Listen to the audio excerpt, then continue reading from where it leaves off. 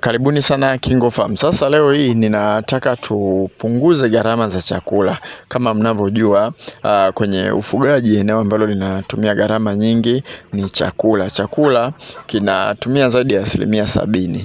Endapo hutokuwa makini kwenye ufugaji, kwenye hili eneo la chakula unaweza ukapata hasara vizuri kabisa kwenye ufugaji, ukawa unatumia gharama nyingi sana kwenye chakula. Sasa ndio maana sisi kama KingoFarm tumeamua tuje na hii video ambayo tutakupa mbinu, na wewe kama utatumia hizi mbinu basi zitakwenda kukusaidia kukupunguzia gharama ya chakula. Na hapa tunazungumzia chakula cha kutengenezwa, lakini pia kuna baadhi ya mbinu hata chakula cha viwandani. Hata kama ukinunua chakula cha dukani, unaweza kuzitumia hizi mbinu ili uweze kupunguza gharama za chakula. Lengo letu sisi KingoFarm ni kukuona wewe mfugaji ambaye unatazama hii video kwa umakini, unatumia gharama ndogo kwenye kufuga, unapata kuku wenye afya bora, ukiingia sokoni unawauza kwa gharama ambayo unaitaka wewe na unapata faida vizuri kabisa.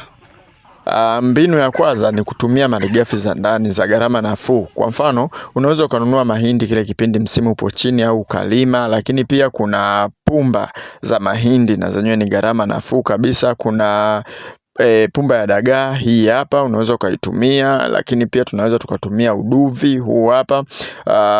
Pia kuna haya mashudu ya alizeti, yanaweza yakawa mashudu ya alizeti au yanaweza yakawa mashudu ya pamba. Hivi ni vitu ambavyo vitakupunguzia gharama endapo utavitafuta kwenye maeneo yako ambayo upo wewe mwenyewe. Lakini pia hata kuna maduka yale huwa yanauza bei nafuu kabisa.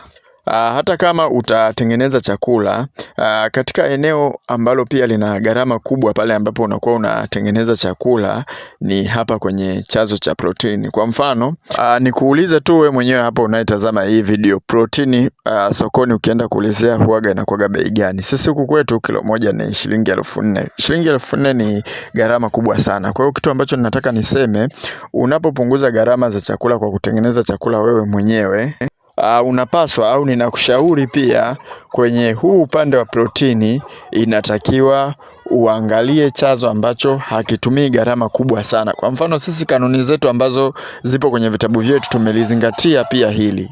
Soya ni chanzo kizuri sana cha protini. Ni kizuri sana na ni muhimu sana kuweka soya kwenye chakula chako, ila kuna namna ambavyo unapaswa kuiepuka hii gharama. Yaani kwa mfano, labda nitakuwa uweke hii soya labda kilo 30. Kwa hiyo kitu ambacho utakifanya, utagawa labda kilo 15 utaweka soya na kilo zilizobaki utaweka pumba ya dagaa. Sasa inategemeana, unajua maeneo yanabadilika. Kuna maeneo mengine unaweza kuona soya ni gharama nafuu, kuna maeneo mengine soya ni gharama kubwa, pumba ya dagaa ni gharama kubwa. Kwa hiyo kwa mfano sisi huku kitu cha bei rahisi ni hii pumba ya dagaa. Kwa hiyo huwa tunatumia mara nyingi pumba ya dagaa, afu soya tunaweka kidogo.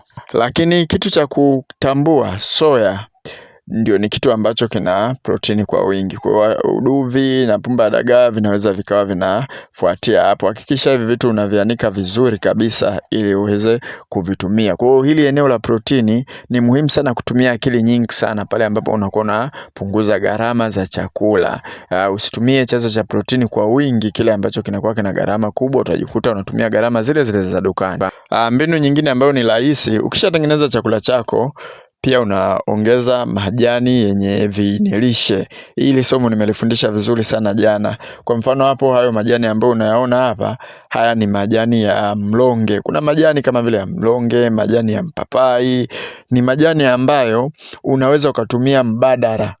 Mfano huu mlonge una protini kwa wingi, unaweza ukatumia kama mbadala wa protini na ukapunguza kabisa gharama. Yaani turudie kwenye mfano ule pale wa protini, labda inatakiwa uweke kilo 30. Kwa hiyo unaweza ukaweka kilo 10 tu za soya. Yaani ukaweka kilo 10 za soya, ukaja labda ukaweka kilo 10 za pumba ya dagaa, afu kilo 10 ukaweka za haya majani ya mlonge. Na majani ya mlonge utayaanika kwenye kimvuli, yakikauka vizuri utayasaga, yatakuwa kama unga, utaweka kwenye chakula chako, utakuwa umepunguza gharama za chakula.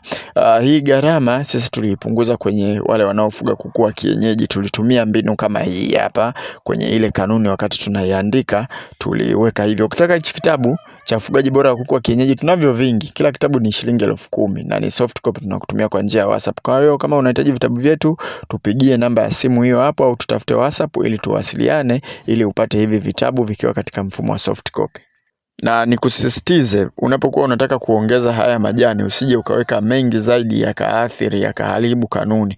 Ujue unapotengeneza chakula lazima uwe na kanuni maalum kutokana na umri wa kuku, unataka kitu gani kwa kuku wako, yani lazima hivyo vitu ili uweze kujua uwiano, protini inahitajika kiasi gani, wanga kiasi gani na vitu vingine. Kinachofuata, hatua inayofuata unapopunguza gharama za chakula. Ni muhimu sana hii hatua. Watu wengi sana nadhani huwa hawaambii ukweli. Changanya chakula kwa uwiano sahihi. Nimegusia hapo nyuma kidogo. Usipochanganya chakula kwa uwiano sahihi ni sawasawa unacheza. Yani utaleta matatizo makubwa sana kwa kuku wako. Ni bora tu hata ungetumia kile chakula cha gharama kubwa. Mfano, kuku wako walikuwa wanataga wakati unawapa chakula cha dukani. Ukaona bwana unatumia pesa nyingi kwenye chakula, unahitaji labda utengeneze kanuni yako wewe mwenyewe ili kuku wako wawe wanataga vizuri. Kweli kabisa, ukachukua, ukaenda mtandaoni, ukadownload, ukapata kanuni, weka mahindi kiasi fulani, ukatengeneza ile kanuni. What if au inakueje kama ile kanuni baada ya kuwapa kuku wakawa hawatagi kabisa, utakuwa unaingia hasara. Ni bora pale ambapo ulikuwa unatumia gharama kubwa lakini ulikuwa unapata kafaida kidogo kuliko hapa ulipokuja kutengeneza kanuni yako wewe mwenyewe, ukatengeneza kanuni ya kibahiri. Mimi waga naita kanuni za kibahiri. Unapopunguza gharama za chakula, ukiona umepunguza gharama zaidi ya 30%, yani ulikuwa unanunua chakula cha dukani labda tuseme 90,000, ukaja kutengeneza chakula chako wewe mwenyewe ukawa unatumia 30,000, ujue kabisa hiyo kanuni haijakaa sawa. Yani hiyo kanuni lazima tu ina shida. Kwa hiyo muhimu sana kuzingatia viwango sahihi vya kutengeneza chakula. Mahindi yanahitajika kiasi gani, pumba kiasi gani, soya inahitajika kiasi gani, pumba ya dagaa kiasi gani, DCP kiasi gani, zile premix zinahitajika kiasi gani, kwa viwango sahihi kabisa. Hiki ndio kitu ambacho sisi KingoFarm tumekizingatia sana pale ambapo tulitengeneza kanuni zetu. Tulitumia muda mrefu sana, na sisi zamani tulikuwa kwa mfano tunasoma tukishika ile premix, tunasoma premix inatakiwa changanywe kiasi fulani kwenye tani moja, tukawa tunachanganya, lakini bahati mbaya tukawa hatupati matokeo mazuri mpaka pale ambapo tulipata ufunguo sahihi wa namna ya kuchanganya chakula cha kuku, tukaanza kutengeneza chakula kwa ubora mzuri. Kwa hiyo nakushauri kama uelewi vizuri, nunua tu kitabu kutoka KingoFarm ambacho kitakusaidia kuchanganya chakula kwa gharama nafuu, na utapata kuku wenye ubora mzuri kabisa bila ya kuwa na shida yoyote ile. Kabla sija kupatia ushauri wa mwisho kabisa ambao ni muhimu sana kuzingatia pale ambapo unakuwa unapunguza gharama za chakula, unaweza pia ukajiunga na sisi KingoFarm kwa ajili ya mafunzo zaidi ya ufugaji, lakini pia kupata vitabu ambavyo vina kanuni bora za chakula, za kutengeneza chakula, lakini pia tunalo group la WhatsApp ambalo unaweza ukapiga ukapata ushauri, vitu kama hivyo hapo. Na gharama kwenye kundi ni ada ya shilingi 8,000 kwa muda wa miezi miwili. Gharama ya kitabu kimoja ni shilingi 10,000.